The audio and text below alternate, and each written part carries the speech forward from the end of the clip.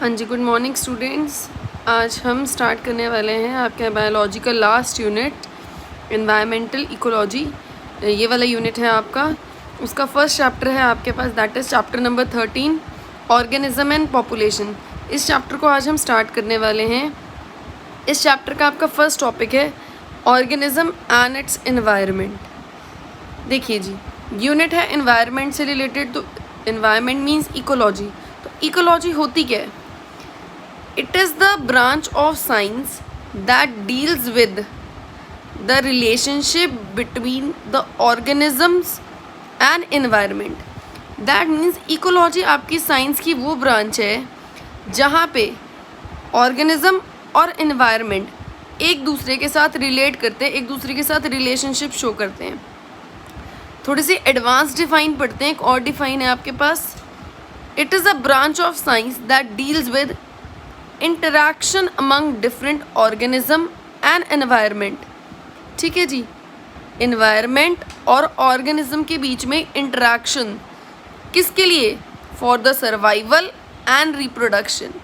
क्या है ecology? Ecology science की वो ब्रांच है जहाँ पर ऑर्गेनिज्म किसके साथ इंटरैक्ट करता है? एनवायरनमेंट के साथ इंटरैक्ट करता है ताकि वो सर्वाइव कर सके और रिप्रोड्यूस कर सके। रिप्रोड्यूस किस लिए कर सके? अपनी जनरेशन को आगे बढ़ाने के लिए।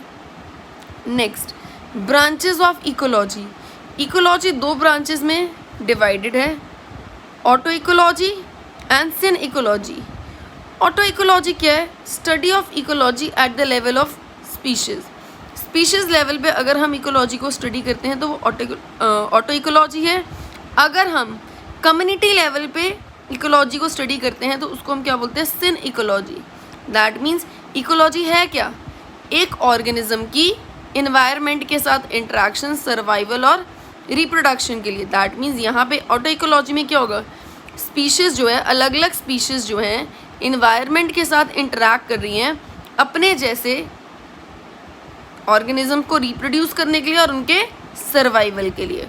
और यहाँ पे ये चीज़ किस लेवल पे हो रही है? कम्युनिटी लेवल पे हो रही है। ठीक है जी, आई होप सो इतना टॉपिक आपको क्लियर है। चलिए जी, आगे बढ़ते हैं। Level of organisation of ecology. जो आपका इकोलॉजी है वो चार कैटेगरीज, मतलब जिनकी लेवल है वो चार लेवल्स हैं। फर्स्ट वन इज़ ऑर्गेनिज्म, उनको जुड़ के बनती है population, then communities and then biomes. चलिए जी, इनको थोड़ा सा इलेबोरेट करते हैं। देखिए जी, ऑर्गेनिज्म क्या होते हैं? Each individual component of the species is known as organism. हम एक ऑर्गेनिज्म है, ठीक है। हमें क्या बोलते हैं? हम क्या हैं? होमो सेपियंस हैं। तो हमारी इंडिविजुअल कोई भी स्पीशीज़ है, चाहे हम ह्यूमन बींग्स हैं, चाहे डॉग्स हैं, चाहे कोई भी ऑर्गेनिज्म है, कहने का मतलब उसका एक एक इंडिविजुअल को हम क्या बोलते हैं? ऑर्गेनिज्म। हम ह्यूमन बींग्स हैं, ह्यूमन बींग, एक एक ह्यूमन बींग को हम क्या बोलेंगे? ऑर्गेनिज्म। डॉग्स हैं, एक एक इंडिविजुअल डॉग को क्या बोलेंगे? ऑर्गेनिज्म। तो दैट मीन्स किसी भी स्पीशीज़ का कोई इंडिविजुअल कंपोनेंट हो उसको हम क्या बोलते हैं? Organism. Next is population. Second level कौन सा है? Population. It is sum total of all organism और ग्रुप ऑफ ऑर्गेनिज्म। सारे ऑर्गेनिज्म या किन्हीं ऑर्गेनिज्म का ग्रुप जिनका similar features and have potential to interbreed to produce fertile offspring. दोबारा रीड कर लेते हैं। It is sum total of all organisms or group of organisms having similar features and potential to interbreed to produce fertile offspring. Organism जब इकट्ठे हो जाते हैं, एक टाइप के ऑर्गेनिज्म जब एक साथ मिलके, उनको हम क्या बोलते हैं? पॉपुलेशन। अब वो जो पॉपुलेशन है उनके पास सिमिलर फीचर्स हैं और उनके अंदर पोटेंशियल है कि वो आपस में ब्रीडिंग कर सकें ताकि वो अपने जैसे ऑफस्प्रिंग्स को प्रोड्यूस कर सकें। ह्यूमन बींग के साथ सिमिलर है तो वो इंटरब्रीड कर सकते हैं, it can produce fertile offspring. Dogs के साथ सिमिलर हैं, ठीक है, वो रिप्रोड्यूस कर सकते हैं, इंटरब्रीड कर सकते हैं, उनके सिमिलर फीचर्स होते हैं, so they produce the offspring similar to them. तो दैट मीन्स जब ऑर्गेनिज्म कंबाइन हो जाते हैं उनको हम क्या बोलते हैं? पॉपुलेशन।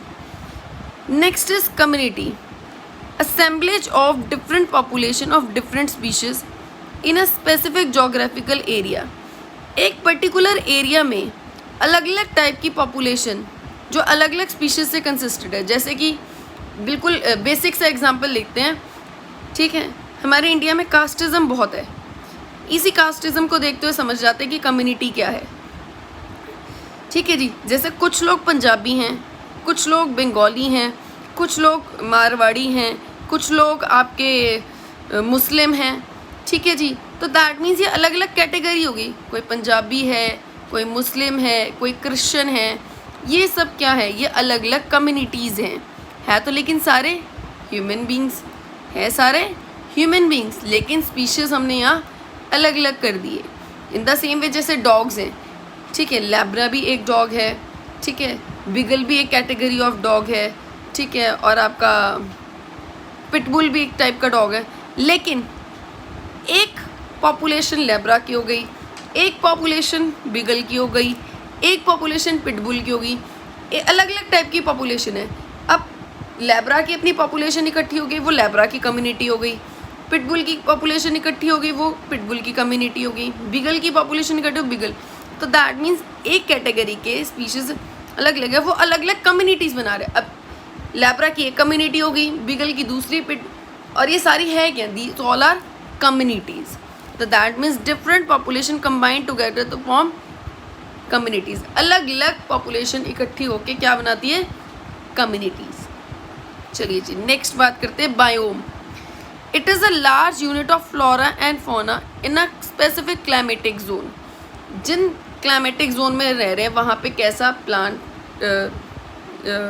अभी बोल सकते हैं प्लांट स्टैंडर्ड है, एनिमल स्टैंडर्ड है। दैट मीन्स फ्लोरा और फौना कलेक्टिवली हम इसको क्या बोलते हैं, बायोम।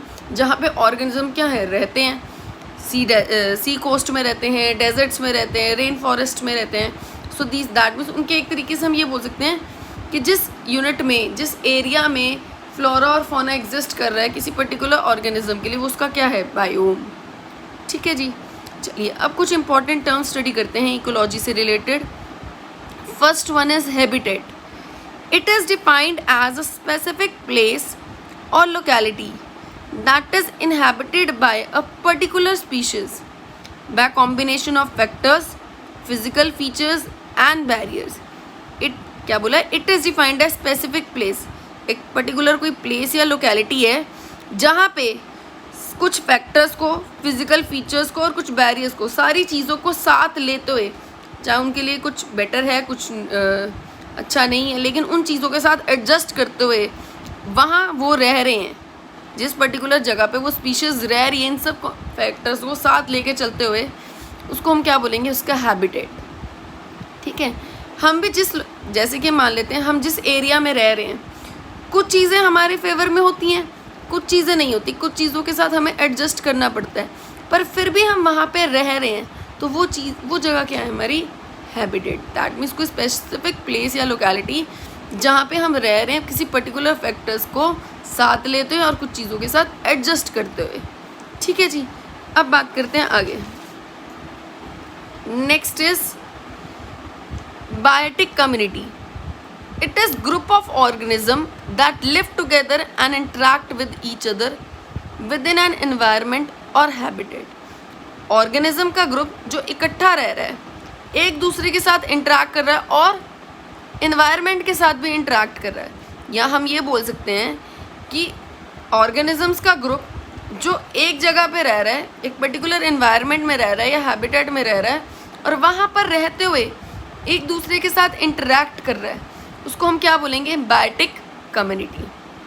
ग्रुप ऑफ ऑर्गेनिज्म है जो एक पर्टिकुलर इन्वायरमेंट या हैबिटेट में रह रहा है और वहाँ पे रहते हुए वो आपस में इंटरैक्ट कर रहे हैं और एनवायरनमेंट के साथ इंटरैक्ट कर रहे हैं, उसको हम क्या बोलते हैं, biotic community.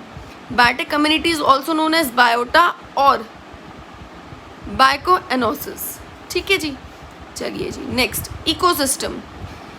Ecosystem is a biological community where living and non living components interact with each other and physical environment. Ecosystem अगर हम बिल्कुल लिमिटेड वर्ड्स में बोले, ऑर्गेनिज्म प्लस एनवायरनमेंट, इन दोनों को मिला के हम क्या बोलते हैं, इकोसिस्टम। देखिए, इको स्टैंड्स फॉर, इको जो टर्म है वो आई है इकोलॉजी से।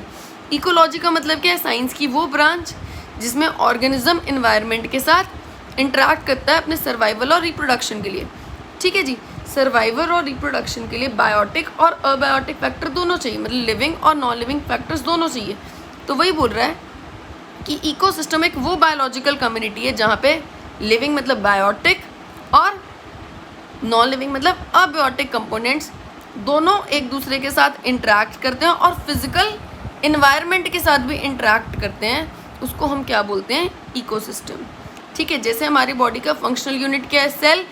इन्वायरमेंट हमारे इकोलॉजी का फंक्शनल यूनिट क्या है? इकोसिस्टम। इकोसिस्टम प्रॉपरली वर्क कर रहे हैं then only the organisms can survive and reproduce. कहीं पे कोई इकोसिस्टम प्रॉपरली वर्क नहीं कर रहा, एडिक्वेटली इंटरेक्ट नहीं कर रहा, बायोटिक और अबायोटिक कंपोनेंट्स अच्छे से वर्क नहीं कर रहे, तो वो इकोसिस्टम अच्छा नहीं है। एक अच्छा इकोसिस्टम क्या होता है? जहाँ पे बायोटिक दैट मीन्स लिविंग और नॉन लिविंग कंपोनेंट्स आपस में ईजिली इंटरेक्ट करें। So that's why we are saying that ecosystem is a functional unit of nature. आज की आपकी last define that is biosphere. क्या होता है biosphere? It is the region of earth where all life form occurs. आपकी पृथ्वी का, धरती का ऐसा हिस्सा जहाँ पे सारी तरीके की लाइफ फॉर्म एग्जिस्ट करती है, जहाँ पे सारे इकोसिस्टम इंक्लूड हो जाते हैं। पढ़े हुए हैं आपने, पॉन्ड इकोसिस्टम हो गया, ग्रासलैंड इकोसिस्टम हो गया, ठीक है, डेजर्ट इकोसिस्टम, किसी भी टाइप का इकोसिस्टम। दैट मीन्स पूरी नेचर को मिला के लाइफ फॉर्म्स प्लस नेचर, जिसमें बायोटिक और abiotic component, living non living सब आ गया, सारे टाइप के ऑर्गेनिज्म आ गए, सारे टाइप के इकोसिस्टम आ गए। उसको हम क्या बोलते हैं? उसको हम क्या बोलते हैं? Biosphere. So this was the initials of this chapter. Next further हम एनवायरनमेंट से रिलेटेड बात करेंगे इन द नेक्स्ट वीडियो।